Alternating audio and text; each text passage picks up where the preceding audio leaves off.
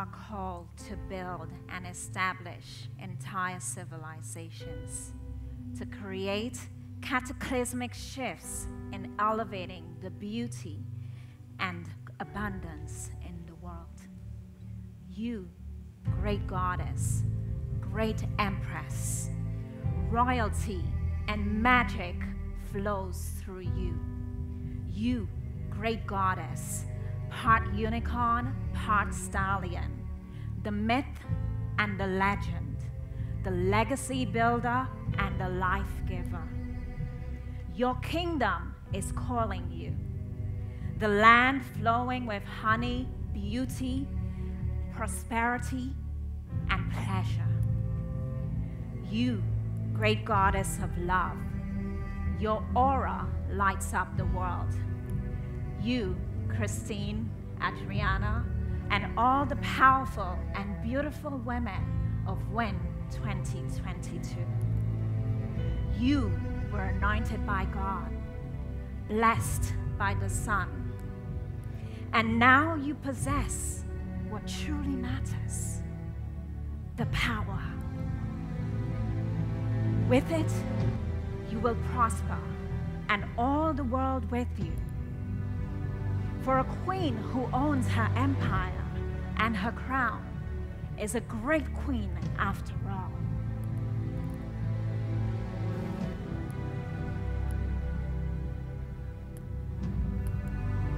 And now you dream of paradise, but you must build it for yourself and let all the world know the goddess, the great, has arrived. Welcome to owning your power, to living and leading like a goddess, to owning your true brand of magic.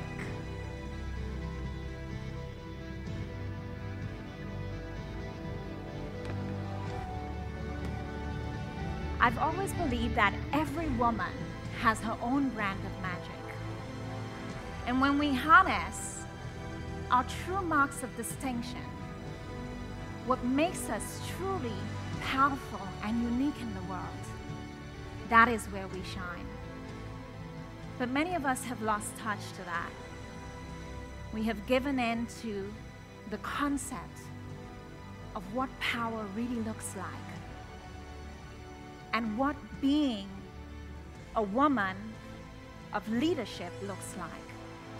We have sacrificed the feminine in favor of the masculine. But it is not a choosing. I love what Neo was told in the movie The Matrix. Choice is an illusion. Why we choose is far more powerful. But to understand your why and who you are being is so much more powerful in ensuring that you have a North Star to choose. So, just a little bit about my journey. I started my career in the corporate world. I studied law. I have a master's degree in international commercial law because in my society, if you want to be respected, you are a lawyer, doctor, engineer. And nothing wrong with those professions. But again, why do we choose? So I chose so that I could be a respected member of society. Knowing in my heart that what truly spoke to me and called me was the world of entrepreneurship and brands and luxury.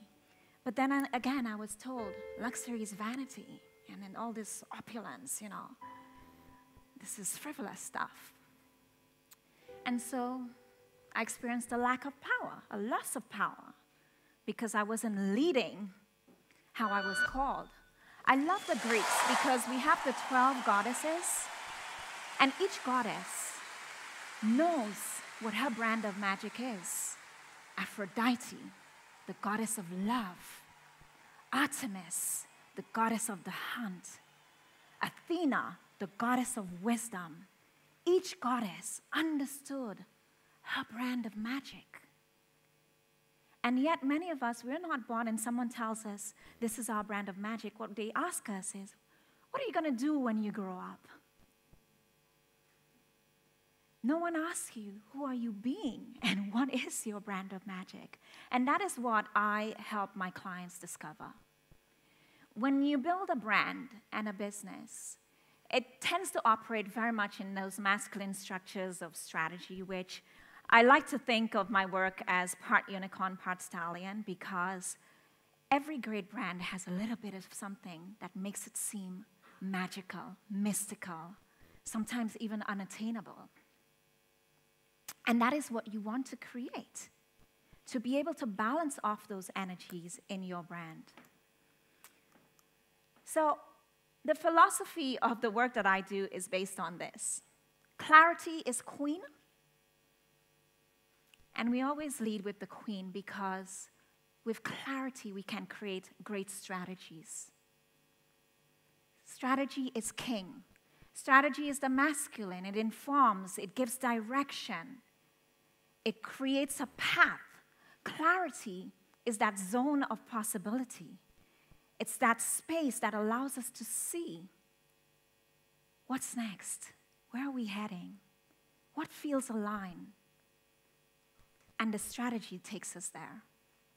And then I say style, because any great empire knew that they needed style to exist. We have the remnants all over Rome of different stylings of statues and colosseums and monuments that tell us a little bit about the energy and the essence of the people. Without style, it's just blah. It's just there. The style brings in that fascination. It brings in that little touch of, that signature touch that allows us to create something different or distinct. In other words, I always say sometimes it's not about who's better. If we look at the world of music, we have Beyoncé, and then we have the other singers who are out there who may be 10 times better than Beyoncé. But yet, Beyoncé is at the top of the pyramid. And what made that difference is all of those three pillars coming together in a very strong way. That perhaps she had access to better strategies. There was clarity on who she wanted to be in the world. There was no doubt that music was her life, and that was her whole world and focus. And then there was style. When you hear the song, you know who's singing. So, I love this quote by Dr. Carl Jung, and the foundation of my work in building brands is a psychology-based approach to brand building. Who looks outside dreams. Who looks inside awakes. When we only focus on our competitors and what's in the outside world and what do we want to create and what do we want to do as a company, these are all great things, but they exist in the realm of the doing. To know the identity of your company is so much, or even yourself as an entrepreneur. I don't say employee because I think we all have an entrepreneurial spirit. As an entrepreneur, to know your true brand identity is power. Most women undervalue their contribution in the workplace and business because they are billing for what they do, not for what they are being. And this is a distinction we made in the workshop, which I hope everyone will have an opportunity to see the video. There is a higher vibrational brand and currency in who you are being. So the question I ask, who am I being the possibility of in the world? What is your brand being the possibility of in the world? And I see that the clock is running, but I'm going to call. Can you just come up for a second? No, you can, yeah, come. No, sorry. Yes, yeah, thank you. I just want to share something quickly with you, just a little exercise we did today. And I'm going to invite, hopefully everyone can hear you. So great, yes. So Nesrian is just going to share who she is being the possibility of in the world as we redefine from a state of defining and introducing yourself as who you're doing to who you're being. I am Neslihan. I stand for a more inclusive world. I bring awareness, wisdom, and hope into all I create. My core strengths are caring, resilience, and energizing in all that I do. My zone of brilliance is my ability to bring to everything I do heart and light. Thank you. So she's no longer defining herself as Nestle Ann, the corporate director or the employee. We get a real sense of who she is, a little bit of maybe her sensitivity and what she's passionate about. And that gives us a broader scope of possibility from which she can create anything. Because what we tend to do as businesses and as individuals, we define ourselves by our doing, and that creates a box. And as we begin to evolve and expand as a human being, that box becomes too small, and we start to experience frustration, lack of fulfillment, and we're like, oh, I just don't like this anymore. It's not that you're in the wrong place. It's just that you've been defining what you're truly meant to be in terms of what you're doing.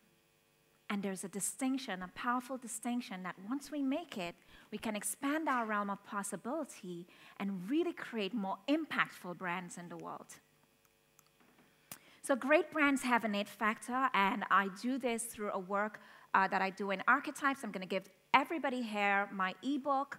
It's called Great Brands Have an It Factor, and you'll have an opportunity to read in depth the process that we use to develop the it factor for a brand and to be able to help you align your brand archetypes, which we call the fit for your market, with the archetypal nature of your market and the worldview, so that you are operating from a space of the unconscious rather than the conscious mind. Because your ideal clients or the people that you're pitching your products or yourself to, they have a way of seeing the world. And very often, we might think what we're seeing is how we see the world, but how we see the world is very much in our unconscious mind. The choices we make are coming very much from the unconscious. So some people might say, I resonate more with nature, and that might be more around the explorer archetype. And when we discover what your archetypal nature is, we can align that in the market and create brands that speak to the right people. You don't have to, your brand does not have to resonate with the whole market. It has to resonate with the market that aligns with your values and what your brand desires to be the possibility of in the world. So my time is up, and I'll leave you with this.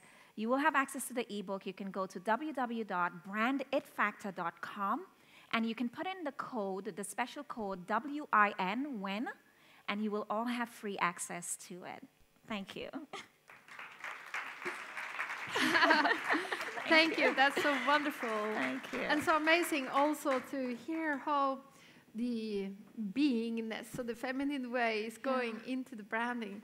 I was recently speaking to someone at the business school, and they were talking about the competitive analysis, and I thought, are they still doing that? I mean, I remember 20 years ago, and it's still going on. And in a way, it's the completely old way. So I'm so happy you're sharing this new way. Thank you. For all women, and have the same men too. Why and men, not? You know? Because, you know, when I speak of masculine and feminine, it is not about gender. It is about energy. Yeah. And so there are men who can lead in a feminine way. And I think both has its place. It's a yin and yang energy. We must balance off the masculine and feminine. Too much of one thing isn't good. And the it factor really exists powerfully when the masculine and feminine is in balance. Thank you. Yes. Thank you so much. We'll certainly download your book. Thank you.